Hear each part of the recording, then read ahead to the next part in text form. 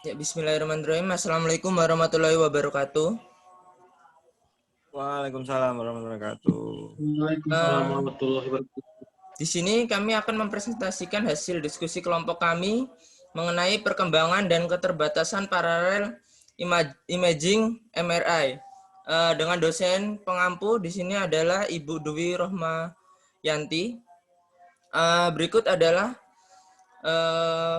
anggota kelompok dari kelompok kami, yaitu saya, ada Ikhwan Ubadi Setiawan, kemudian ada Mbak Mas Ayu Fatmawati, kemudian ada Mas Meksion Merantika, kemudian ada Mas Muhammad Firdaus. Selanjutnya saya langsung masuk saja ke materi.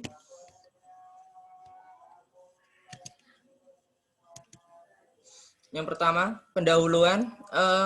Pendahuluan di sini adalah memahami teknologi pencitraan paralel telah menjadi penting baru-baru ini karena protokol tertentu yang secara rutin menggunakannya semakin populer.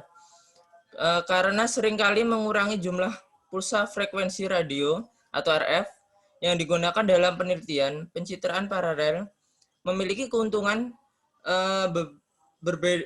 berbeda untuk mengurangi tingkat penyerapan spesifik atau SAR. Fitur ini sangat menguntungkan untuk kekuatan medan yang lebih tinggi yang merupakan sektor pasar sistem MRI yang tumbuh paling cepat. Kemudian di sini adalah pengolahan Ki, ruang, dan spasial dalam pencitraan resonansi magnetik. Di sini adalah dalam metode Fourier Magnetic Resonance Imaging atau MRI, sinyal dihasilkan melalui pulsar frekuensi radio RF. 1. Saat sinyal berkembang, 3 gradien medan magnetik linear oktagonal GX /BZ, X, G, Y, BZ /Y, dan GZ /BZ Z diterapkan secara berurutan. Dapat dilihat pada tabel di bawah ini, tabel BR, di situ merupakan komponen-komponennya. Selanjutnya, teknik pencitraan resonansi magnetik paralel awal atau PMRI. Metode pencitraan paralel menggunakan pengetahuan tentang distribusi spasial sinyal yang diterima oleh beberapa detektor RF untuk menggantikan beberapa langkah pengkodaan fase yang memakan waktu dalam proses MRI. Dengan cara ini, sinyal yang diterima dari beberapa elemen kumparan secara paralel dan pengambilan sampel pada posisi yang lebih sedikit. Ki ruang di sepanjang lintasan pembacaan, yaitu pengkodaan fase yang lebih sedikit. Konversasi oleh duplikasi data dari semua elemen kumparan. Pendekatan pertama untuk PMRI. Selanjutnya, di sini merupakan metode berbasis gambaran untuk PMRI, yaitu metode PMRI pertama yang digunakan secara rutin adalah pengkodaan sensitif atau sense, di mana pencitraan Fourier 2D dengan serangkaian penerima memungkinkan pengurangan jumlah langkah pengkodaan Fourier. Di bawah ini merupakan resolusi spasial karena nilai maksimal Ki ruang dipertahankan. Di situ merupakan gambarnya. Kemudian selanjutnya metode berbasis key space untuk MRI. Di sini adalah metode PMRI parsial yang mengandalkan elemen kumparan dengan sensitivitas spasial variabel seperti pada metode berbasis gambar. Variasi kepekaan dengan posisi spasial ini umumnya dikenal dengan kumparan permukaan untuk kumparan di permukaan standar. Ada penurunan intensitas sinyal kira-kira motonik dengan jarak dari kumparan ke segala arah. Selanjutnya di sini adalah metode hibrid untuk PMRI. Implementasi pertama berbasis gambar dan Ki metode berbasis ruang menunjukkan rekonstruksi yang kuat di bawah asumsi pencitraan tertentu. Namun ada batas Ada batasan teknik murni berbasis gambar paling mudah diterapkan tetapi cenderung menghasilkan lebih banyak artefak ki metode berbasis ruang, lebih bergantung pada perangkat keras, rekonstruksi, berkinerja tinggi, dan desain kumparan. Selanjutnya akan dilanjutkan oleh Mas Mike. Dipersilakan.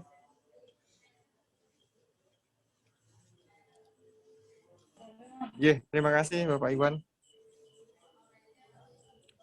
Untuk metode PMRI saat ini, singkatnya, PMRI adalah teknik yang memungkinkan penggunaan memperoleh gambar dengan jumlah kegebiran yang lebih kecil, di mana sering digunakan untuk mempercepat akuisisi MRI. Untuk mencapai hal ini, sejumlah langkah pengkodian fase diganti dengan pengkodian spasial yang muncul dan sensitivitas spasialnya beberapa elemen kumparan penerima di lokasi tertentu. Hasilnya semua teknik PMRI mengandalkan penentuan langsung, kemudian kalibrasi atau tidak langsung kalibrasi otomatis dari sensitivitas spasial untuk setiap elemen coil sebelum atau selama pemindahan. Aplikasi klinis untuk MRI paralel. Penggunaan umum MRI paralel, pencitraan gema gradien stabil seimbang dengan PMRI, kereta spin echo untuk PMRI berbobot T2, MRI paralel dinamis, PMRI dalam pencitraan berbobot T2. Ya. Kemudian, faktor-faktor yang mempengaruhi paralel imaging MRI. Yang pertama, kumparan permukaan dan kumparan array bertahap dalam penggunaan klinis. Kemudian faktor G dan SRR pada PMRI. Teknologi RF array bertahap untuk PMRI. Kemudian artefak rekonstruksi di PMRI. Lanjut, untuk perkembangan lanjutan di PMRI. Meskipun pencitraan paralel pertama kali diterapkan sekitar 10 tahun yang lalu, teknik ini telah mengalami peningkatan pesat selama periode yang sangat singkat ini. 10 tahun pertama telah mengantarkan penggunaan faktor percepatan yang lebih besar dari 2, metode yang lebih baik untuk mengkalibrasi sensitivitas coil, dan pengembangan banyak metode rekonstruksi yang kokoh. Perbaikan ini, masa depan akan memungkinkan penggunaan pencitraan paralel yang lebih luas di klinik. Bidang minat penelitian saat ini meliputi peningkatan jumlah saluran penerima, akselerasi akuisisi citra 3 dimensi, dan akselerasi akuisisi citra dalam deret waktu dinamis. Kemudian dalam perkembangan paralel imaging MRI, PMRI 3 dimensi, kemudian PMRI paralel pada kekuatan medan magnet tinggi, kemudian metode non-Cartesius untuk percepatan citra MRI. Baiklah, untuk kesimpulan dan saran, laporan ini telah meninjau banyak detail teknis terkait dengan PMRI, dengan mengingat tujuan mendidik fisikawan medis tentang tantangan dan batasan penggunaan teknik ini. Meskipun dasar PMRI melibatkan pengurangan jumlah pengkodian fase, terdapat beberapa implementasi, termasuk perluasan undersampling ke dalam dimensi temporal untuk rangkaian gambar dinamis. Saat mengambil gambaran PMRI non-diagnostik dari protokol yang dioptimalkan dengan buruk, fisikawan medis harus dapat memberikan beberapa tingkat wawasan tentang cara meningkatkan protokol. Misal wawasan tentang cara meningkatkan, fisikawan medis harus dapat menentukan seberapa cepat faktor percepatan yang dapat dipilih andal untuk kumparan tertentu, dengan mengetahui jumlah elemen dan konfigurasi elemen. Untuk sarannya, fisikawan medis harus mampu membandingkan 2 kumparan berbeda yang dapat melayani fungsi klinis serupa. Dapat memahami interaksi antara SNR, faktor percepatan, distorsi geometrik, PMRI, resolusi medis harus dapat menggambarkan keadaan klinis, mana salah satu parameter ini harus ditingkatkan dengan mengorbankan yang lain, dengan dampak minimal terhadap kualitas gambar. Dan harus tahu kapan waktu yang tepat untuk mematikan PMRI karena keterbatasan teknik. fisikawan harus siap untuk mengkomunikasikan mengapa beberapa dasar pilihan dasar ini sesuai dengan radiolog dan radiografer kita. Terima kasih atas waktunya. Kita kembalikan kepada Bapak Iwan. Ya, demikian presentasi dari kelompok kami. Untuk Bapak Ibu yang lainnya, apabila ada yang ingin ditanyakan, silakan, dipersilakan. Ya, Mbak Ayu atau Mas Firdaus, silakan.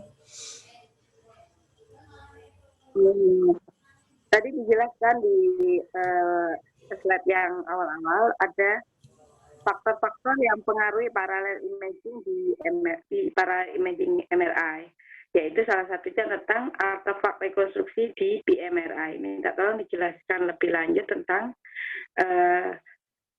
artefak rekonstruksi di BMRI itu. Ya, terima kasih kepada Mbak Ayu. Selanjutnya kepada Mas Fir, apakah ada yang ingin ditanyakan?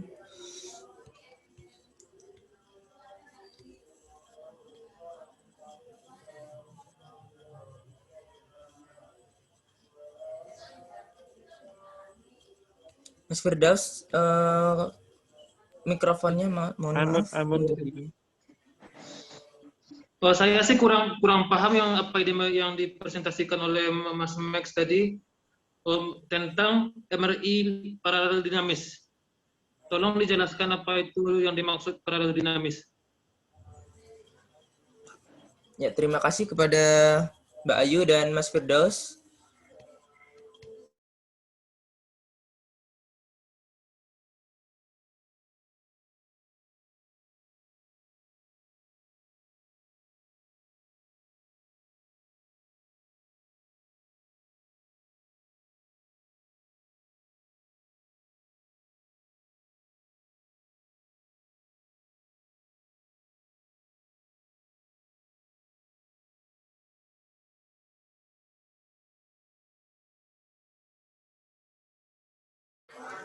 Ya, di sini saya akan menjawab pertanyaan dari Mbak Ayu, yaitu Mbak Ayu tadi tanya tentang apa yang dimaksud dengan artefak rekonstruksi di PMRI.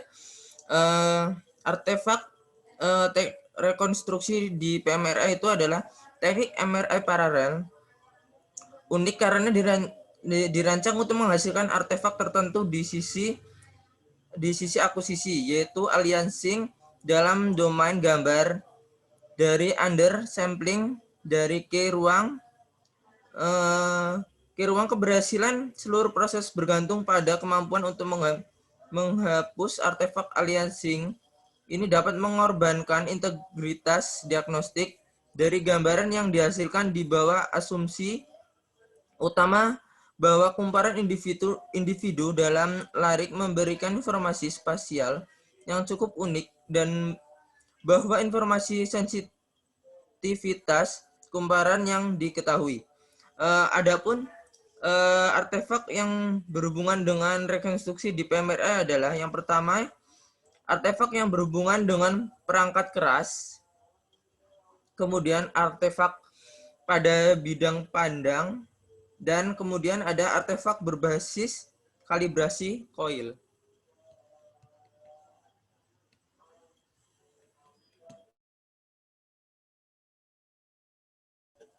Selanjutnya, saya di sini akan menjawab pertanyaan dari Mas Firdaus, yaitu mengenai MRI paralel dinamis, yaitu perolehan gambar secara berurutan dari volume jaringan yang sama untuk tujuan mengikuti perjalanan waktu kejadian fisiologis. Tujuan khas dari MRI dinamis adalah untuk memperoleh gambaran dari suatu objek yang sedang bergerak. Sebagai contoh adalah fungsi jantung atau mengikuti agen kontras saat masuk ke dalam tubuh. Ya, terima kasih. Apakah ada yang ingin ditanyakan lagi kepada teman-teman? Sudah cukup, Mas. Terima kasih jawabannya. Ini teman-teman semua sudah ada modalitas MRI semua ya? Belum. Kalau di tempat saya belum ada sih. Hah? Tapi di kotanya Di tempat saya ada. belum ada. Mas Firdaus di Lampung ya? Bukan, saya di apa? Enggak, di kotanya udah ada ya modalitas MRI di rumah sakit lain. Saya ada di Ada. Kalau di tempat saya ada, tapi jaraknya jauh. di provinsi saya, Mas. Ada. Oh, Sama, saya juga di apa? Di RSUP-nya. oh RSUP ada. Ada. Itu berapa slice? Di Lampung 0,5. 0,5. Iya, Berarti belum helium ya? belum. Masih yang lama. Kalau Mbak Ayu Pasuruan ya? Nggak ada, Mas. Oh, RSUD Bangil ya? Ada itu, Cat Lab sudah ada tuh Mbak Ayu. Belum CT scan-nya ada, Mas. 128 juga. Oh, amin. Harapan ke depan. Gimana untuk jawabannya tadi sama Mbak Ayu, sama Mas Firdaus? Sudah. Sudah, Mas. Sudah mulai paham saya. Belum praktek ini loh yang susah ya. Iya. Makanya saya bilang sudah mulai paham. Kalau pahamnya nanti pas dipraktek. Iya, betul. Ya kan? Betul. Harus belajar alatnya dulu baru Ya. bisa ini. Kita harus tanyakan sama JTRR itu kapan kita dapat ya. Oke Pak Ikwan, bagaimana lanjutannya? Ya, jika tidak ada yang ingin ditanyakan lagi, saya tutup saja. Saya akhiri. Billahi taufik wal hidayah. Wassalamualaikum warahmatullahi wabarakatuh. Waalaikumsalam. Waalaikumsalam warahmatullahi wabarakatuh. Terima kasih banyak.